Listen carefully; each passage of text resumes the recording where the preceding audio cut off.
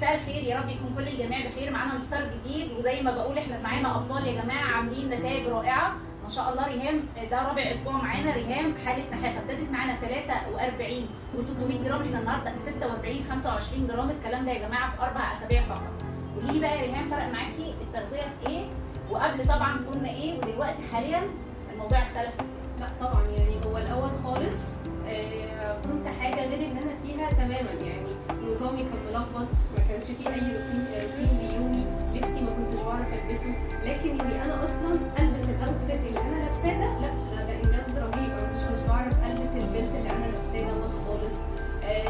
كنت طبعا في تنمر كبير جدا. لا يعني ثقتي بنفسي رجعت لي. دي مهمه جدا جدا، بيعانوا منها حالات النحافه كلهم. يعني دايما لما بنسالهم في البلان بنقول لهم سبب قرارك، يقول لك التنمر. صحيح؟ فانا مبسوطه ان انت الموضوع ده تجاوزتيه. لا يعني انا لسه اصلا في الاول، بس بفضل حضرتك طبعا بعد ربنا. لا يعني انا ثقتي في نفسي رجعت لي تاني، بقيت خلاص مش هاممني اي حاجه. صحتي بقت احسن بكتير جدا. دي اهم حاجه بالظبط، لانه كان عندنا خمول رهيب، طبعا نقص الفيتامينات كتير جدا جدا. فالحمد لله كل ده قدرنا نتجاوز بيه طبعا بنظام غذائي. هي ما خدتش اي حاجه غير مكملات غذائيه، ما خدتش كورتيزون ولا الحاجات اللي احنا بنسمع عنها دي. هي كل مكملات غذائيه واكل بس. فهي فرق معاها جدا في حياتها الصحيه وفي حياتها العامه وفي الكليه بتاعتها وفي كل حاجه. فانا عايزاكي بقى تدي النهارده رساله لكل حد دايما بقول مكسل سواء في السمنه او في النحافه. يعني دي حاله ودي حاله. المفروض ان احنا في اي عرض بنوصل له لازم نبقى داعمين لنفسنا. عايزاكي بقى تدي رساله للبنات اللي في سنك او الولاد او اي حد مكسل على نفسه ان هو سايب نفسه في اللاوعي.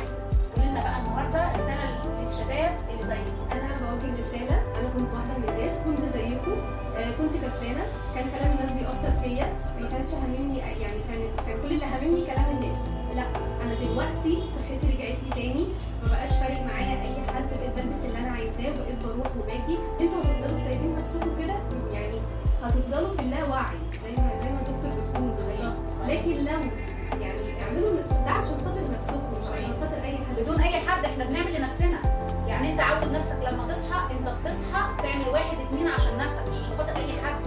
نفسك اكبر استثمار، وده دايما بقوله في كل الفيديوهات يا جماعه. احنا عندنا رساله مهمه جدا لكل حد في الحياه.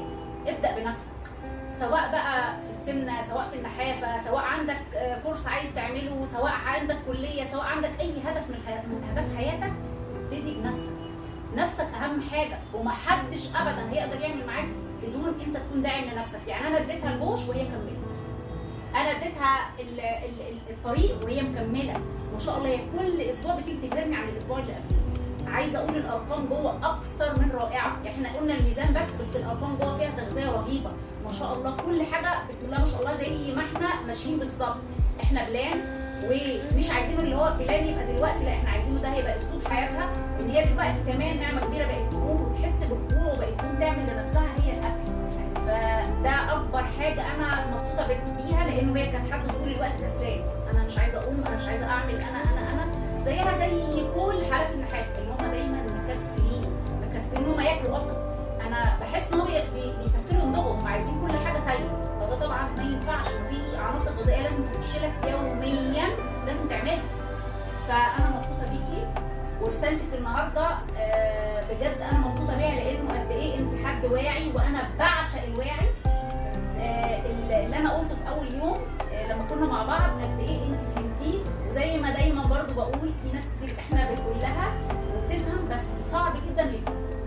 انت طبقتي وبجداره. انا النهارده شابوه ليكي وشابوه للي انت وصلتيه ولسه مكملين. احنا بس يا دوب بندي دعم، بنقول ان احنا جايين ما شاء الله.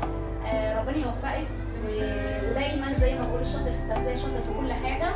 واللي يقدر على خطوه في حياته يقدر على كل الخطوات بتاعته. ربنا يوفقك، ومن قلبي بحبك، وربنا يسعدك يا رب. وانا كمان والله يعني بشكر حضرتك جدا على الانجاز اللي حضرتك يعني مريتي بيه. كأي حاجه بعرفك في اي وقت حضرتك عليا. ده حقك بجد، ربنا يخليكي، وان شاء الله هنحقق كل اللي جاي مع بعضينا ان شاء الله، وتوصلي لكل اللي نفسك فيه. ودايما زي ما بقول دمتم اصحاب. شكرا جزيلا.